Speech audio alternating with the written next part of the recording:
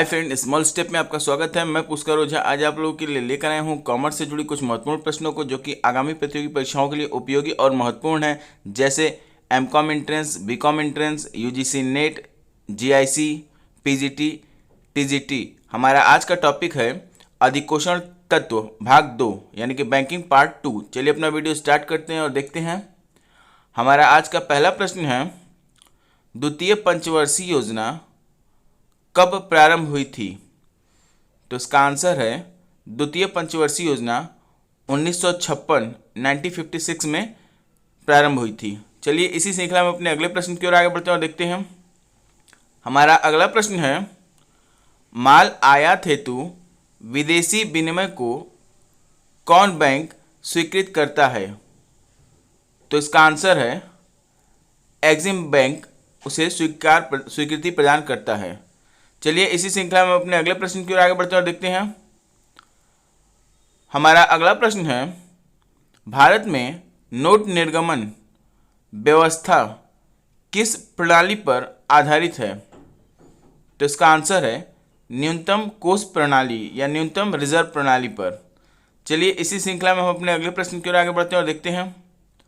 हमारा अगला प्रश्न है, किस जोखिम का बीमा कराया जा सकता है या कराया जाता है? तो इसका आंसर है ज्ञात जोखिम, जिसके बारे में हमें पता हो उसका उसका बीमा कराया जा सकता है। चलिए इसी श्रृंखला में अपने अगले प्रश्न की ओर आगे बढ़ते हैं और देखते हैं। हमारा अगला प्रश्न है, मुद्रा के प्राथमिक कार्य कौन से हैं? तो इसका आंसर है मुद्रा के प्राथमिक कार्य में विनिमय का माध्यम और मूल्य का मापक को रखा गया है। चलिए इसी श्रृंखला में हम अपने अगले प्रश्न की ओर आगे बढ़ते हैं और देखते हैं। हमारा अगला प्रश्न है, बुरी मुद्रा अच्छी मुद्रा को चलन से बाहर कर देती है, यह कथन किसका है या यह विचार किसने दिया था? तो इसका आंसर है ग्रेसम ने, या ग्रेसम का यह विचार माना जाता है। चलिए इसी श्रृंखला में हम अपने अगले प्रश्न की ओर आगे बढ़ते हैं और देखते हैं।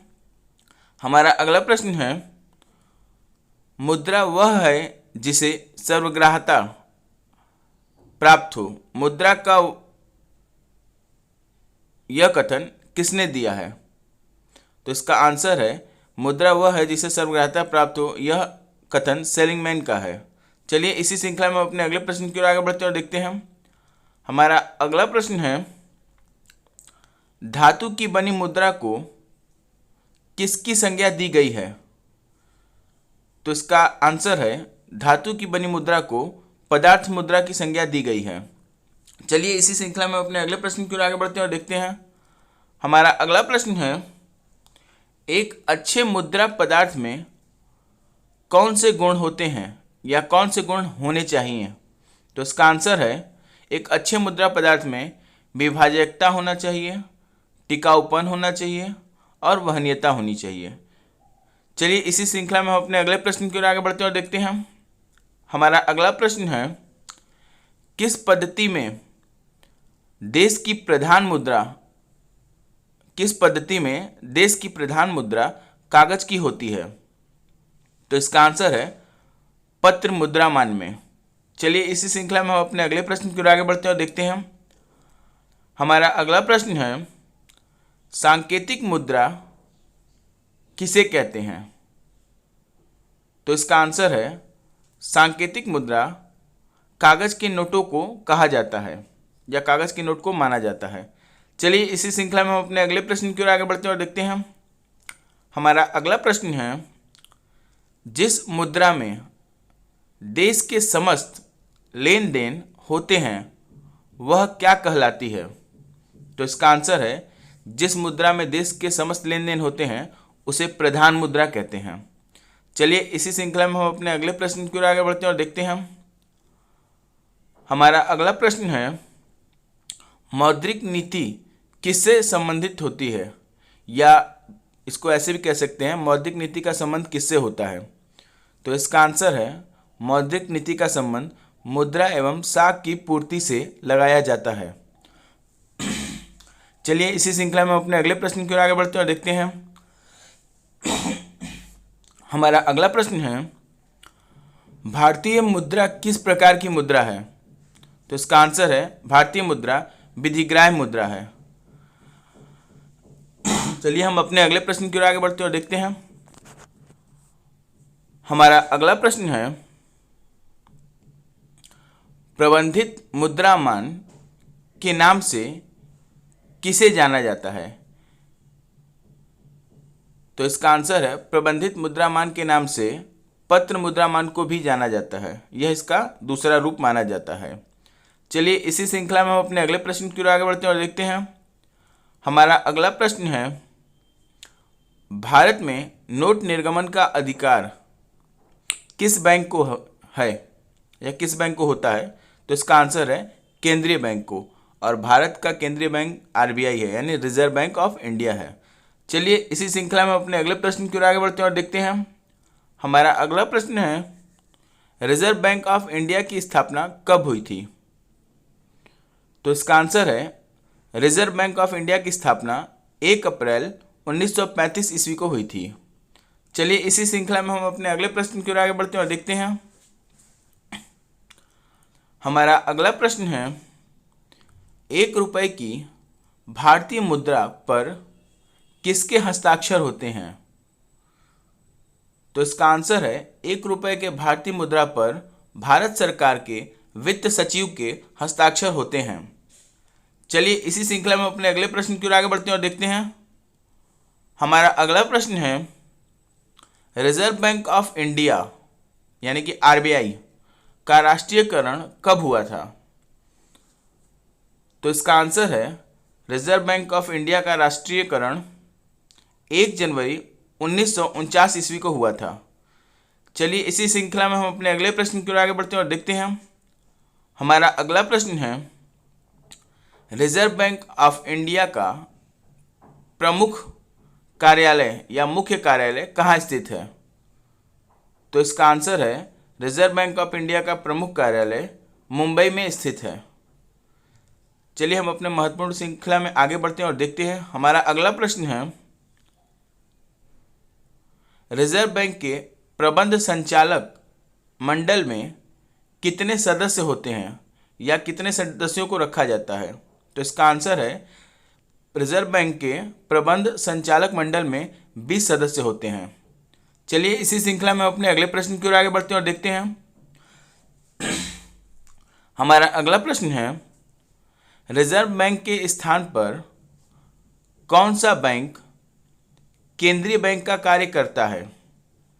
तो इसका आंसर है रिजर्व बैंक के स्थान पर स्टेट बैंक ऑफ इंडिया केंद्रीय बैंक का कार्य करता है। चलिए इसी श्रृंखला में अपने अगले प्रश्न की ओर आगे बढ़ते हैं और देखते हैं।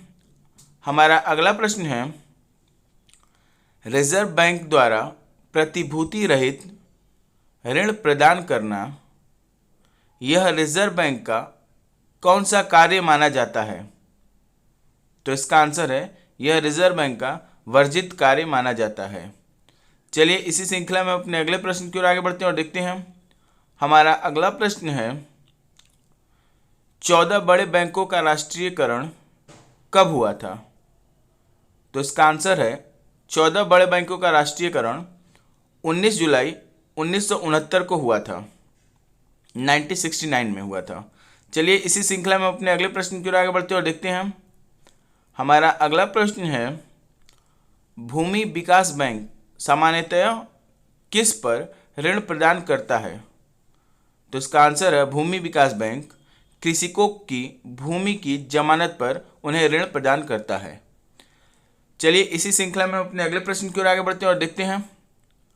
हमारा अगला प्रश्न है, सबसे बड़ा राष्ट्रीयकृत बैंक कौन सा है या सबसे बड़े राष्ट्रीयकृत बैंक की संज्ञा किसे दी गई है?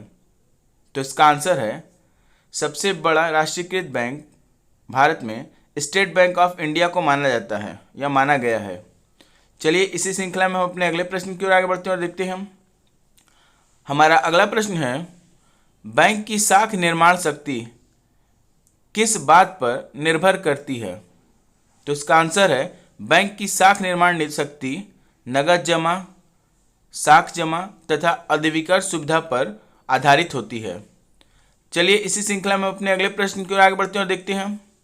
हमारा अगला प्रश्न है, साख निर्माण का आधार किसे माना जाता है?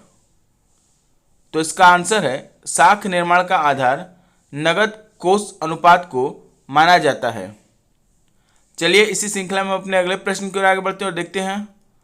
हमारा अगला प्रश्न है, साख नियंत्रण की कौन सी रीति अर्थव्यवस्था में साख की मांग को अधिक प्रभावित करती है? तो इसका आंसर है, बैंक दर नीति सबसे ज़्यादा प्रभावी होती है। चलिए इसी श्रृंखला में अपने अगले प्रश्न की ओर आगे बढ़ते हैं और देखते हैं। हमारा अगला प्रश्न है, देश में बैंकिंग व्यवस्था का संरक्षण कौन करता है? तो इसका आंसर है, देश में बैंकिंग व्यवस्था का संरक्षण केंद्रीय बैंक यानी कि रिजर्व बैंक ऑफ इंडिया करता है।